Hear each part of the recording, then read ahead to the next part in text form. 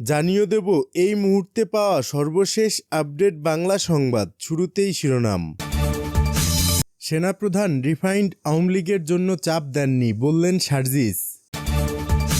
Publicly বলছি, দুজনের একজন মিথ্যা বলছেন, হান্নান মাসুদ। কি হতে যাচ্ছে বাংলাদেশে? অস্থিরতার পেছনে ভারত নাকি আমেরিকা? থাকছে বিস্তারিত প্রতিবেদন। এবং একজন আজ ফোন করে বলেছেন ঢাকায় ফিরলে গ্রেপ্তার করা হতে পারে, রংপুরে জিএম কাদের। শুনছিলেন সংবাদ শিরোনাম, এবার বিস্তারিত।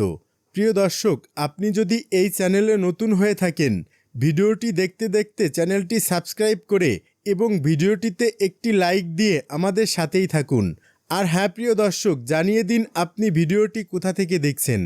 সেনাপ্রধান রিফাইন্ড আওয়ামী লীগের জন্য চাপ দেননি, সার্জিস। সেনাপ্রধান জেনারেল ওয়াকারুজ্জামানের বিরুদ্ধে আওয়ামী লীগকে পুনর্বাসনের জন্য চাপ দেওয়ার গুরুতর অভিযোগটি অস্বীকার করেছেন জাতীয় নাগরিক পার্টির উত্তর অঞ্চলীয় মুখ্য সংগঠক সার্জিস আলম।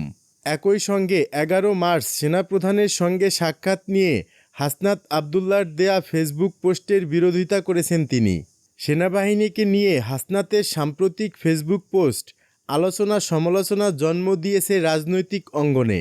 এমতো অবস্থায় সার্জিস নিজের অবস্থান তুলে ধরতে আজ একটি পোস্ট করেছেন।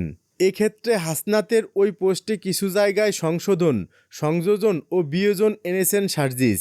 প্রিয় ভিউয়ার, আপনাদের জন্য সার্জিস আলমের পোস্টটি হুবহু তুলে ধরা হলো। 11 মার্চ সেনাপ্রধানের সঙ্গে সাক্ষাৎ নিয়ে আমার জায়গা থেকে কিছু সংযোজন ও বিয়োজন। সেদিন আমি এবং হাসনাত সেনাপ্রধানের সঙ্গে গিয়ে কথা বলি। আমাদের সঙ্গে আমাদের দলের গুরুত্বপূর্ণ আরেকজন সদস্যরও যাওয়ার কথা ছিল, কিন্তু যার পূর্ব মুহূর্তে ব্যক্তিগত সমস্যার কারণে তিনি যেতে পারেননি। প্রথমেই স্পষ্ট করে জানিয়ে রাখি, সেদিন সেনানিবাসে আমাদের ডেকে নেওয়া হয়নি, বরং সেনাপ্রধানের মিলিটারি অ্যাডভাইজারের সঙ্গে যখন প্রয়োজন হতো তখন মেসেজের মাধ্যমে আমাদের কিছু জিজ্ঞাসা ও উত্তর আদান প্রদান হতো। যেদিন সেনাপ্রধান পিলখানা হত্যাকাণ্ড দিবসে অনেকটা কড়া ভাষায় বক্তব্য দিলেন এবং বললেন এনাফ ইজ এনাফ, তখন আমি সেনাপ্রধানের মিলিটারি অ্যাডভাইজারকে জিজ্ঞাসা করি, আপনাদের দৃষ্টিতে অনাকাঙ্ক্ষিত কিছু দেখছেন কিনা? সেনাপ্রধানের বক্তব্য তুলনামূলক স্ট্রেট ফরওয়ার্ড এবং হার্শ মনে হচ্ছে। তিনি আমাকে বলেন, তোমরা কি এ বিষয়ে সরাসরি কথা বলতে চাও? আমি বললাম বলা যেতে পারে। এরপর সেদিন সেনাপ্রধানের সঙ্গে আমাদের সাক্ষাৎ হয়। সেনাভবনে সেই রুমে আমরা 3 জনই ছিলাম, সেনাপ্রধান, হাসনাত এবং আমি। মানুষ হিসেবে যে কোনো ব্যক্তি বা ব্যক্তির অভিমতকে একজন একভাবে অবজার্ভ করে। হাসনাত সেদিন তার জায়গা থেকে যেভাবে সেনাপ্রধানের বক্তব্যকে অবজার্ভ এবং রিসিভ করেছে এবং ফেসবুকে লিখেছে, আমার সেক্ষেত্রে কিছুটা দ্বিমত আছে। আমার জায়গা থেকে আমি সেদিনের বক্তব্যকে সরাসরি প্রস্তাব দেওয়ার আঙ্গিকে দেখি না, বরং সরাসরি অভিমত প্রকাশের মতো করে দেখি। অভিমত প্রকাশ এবং প্রস্তাব দেয়া দুটি বিষয়ের মধ্যে পার্থক্য রয়েছে। যদিও পূর্বের তুলনায় সেদিন সেনাপ্রধান অনেকটা স্ট্রেট ফরওয়ার্ড ভাষায় কথা বলেছিলেন। পাশাপাশি রিফাইন্ড আওয়ামী লীগের জন্য চাপ দেওয়ার যে বিষয়টি এসেছে সেখানে চাপ দেওয়া হয়েছে এমনটি আমার মনে হয়নি, বরং রিফাইন্ড আওয়ামী লীগ না আসলে দীর্ঘমেয়াদে দেশের পরিস্থিতি এবং রাজনৈতিক দলগুলোর মধ্যে যে সমস্যার সৃষ্টি হবে সেটি তিনি অতি আত্মবিশ্বাসের সঙ্গে বলেছিলেন। হাসনাতের বক্তব্যে যে টপিকগুলো এসেছিল, যেমন রিফাইন্ড আওয়ামী লীগ, সাবের হোসেন, শিরিন শারমিন চৌধুরী, সোহেল তাজ, এসব নিয়ে কথা হয়েছিল।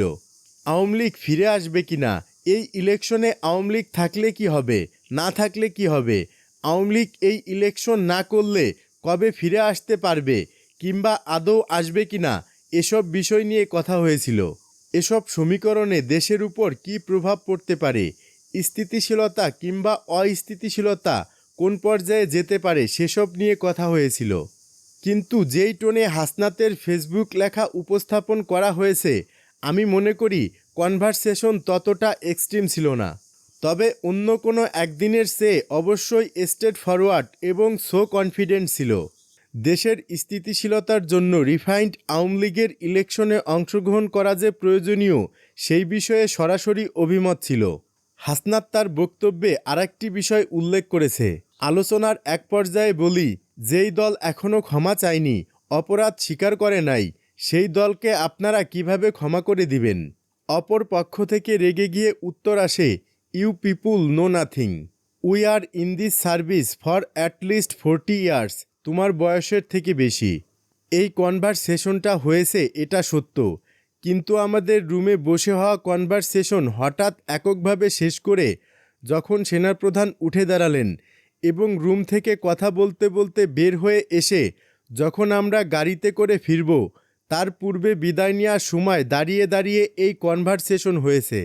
সেনাপ্রধান রেগে যাওয়া সুরে এই কথা বলেছেন বলে আমার মনে হয়নি, বরং বয়সে তুলনামূলক বেশ সিনিয়র কেউ জুনিয়রদেরকে যেভাবে অভিজ্ঞতার ভারের কথা ব্যক্ত করে সেই টোন এবং এক্সপ্রেশনে বলেছেন। হাসনাত না ওয়াকার, এই ন্যারেটিভ এবং স্লোগানকে আমি প্রত্যাশা করি না। হাসনাতের জায়গা ভিন্ন এবং সেনাপ্রধান ওয়াকারুজ্জামানের জায়গাও ভিন্ন। বাংলাদেশ সেনাবাহিনীর সঙ্গে জাতীয় নাগরিক পার্টি, অন্যান্য রাজনৈতিক দল কিংবা জনগণকে মুখোমুখি দাঁড় করানো কখনো প্রাসঙ্গিক নয়। পাশাপাশি সেনাপ্রধানের পদত্যাগ নিয়ে যে কথা দু এক জায়গায় আসছে, সেটিও আমাদের বক্তব্য নয়। এসবের পাশাপাশি আমি আমার ব্যক্তিগত জায়গা থেকে একটি অভিমত প্রকাশ করতে চাই। আমি ভুল হতে পারি, কিন্তু এই মুহূর্তে আমার এটিই সঠিক মনে হচ্ছে। অন্তর্বর্তীকালীন সরকারের সময়ে দেশের সার্বিক পরিস্থিতি নিয়ে বাংলাদেশ সেনাবাহিনীর সঙ্গে অন্যান্য রাজনৈতিক দলগুলোর কেউ না কেউ যোগাযোগ রক্ষা করে। সেই প্রাইভেসি তারা বজায় রাখে। আমাদের সঙ্গে সেনাপ্রধানের যে বিষয়গুলো নিয়ে কথা হয়েছে সেগুলোর সঙ্গে আমাদের সরাসরি দ্বিমত থাকলেও আমরা সেগুলো নিয়ে আমাদের দলের ফোরামে বিস্তারিত আলোচনা করতে পারতাম, সিদ্ধান্ত নিতে পারতাম, সে অনুযায়ী কর্মসূচি বাস্তবায়ন করতে পারতাম, কিংবা অন্যান্য রাজনৈতিক দলের সঙ্গে আলোচনার মাধ্যমে ঐক্যবদ্ধ সিদ্ধান্ত গ্রহণ করে আওয়ামী লীগের যে কোনো ভাষণের বিরুদ্ধে এখনকার মতোই রাজপথে নামতে পারতাম। অথবা অন্য রাজনৈতিক দলগুলো সরাসরি আমাদের সঙ্গে ঐক্যমতে না পৌঁছালে আমরা শুধুমাত্র আমাদের দলের পক্ষ থেকেই এই দাবি নিয়ে রাজপথে নামতে পারতাম। কিন্তু যেভাবে এই কথাগুলো ফেসবুক স্ট্যাটাসের মাধ্যমে এসেছে, এই প্রক্রিয়াটি আমার সমীচীন মনে হয়নি, বরং এর ফলে পরবর্তীতে যে কোনো স্টেক হোল্ডারের সঙ্গে আমাদের গুরুত্বপূর্ণ আলোচনা আস্থার সংকটে পড়তে পারে। সার্জিস বলেন, আমার এই বক্তব্যে আমার সহযোদ্ধা হাসনাতের বক্তব্যের সঙ্গে বেশ কিছু ক্ষেত্রে দ্বিমত এসেছে। এটার জন্য অনেকে আমার সমালোচনা করতে পারেন, কিন্তু আমি বিশ্বাস করি আমাদের ব্যক্তিত্ব স্রোতে গা ভাসানোর মতো কখনোই ছিল না বলেই আমরা হাসিনা রেজিমের বন্দুকের সামনে দাঁড়িয়েছিলাম।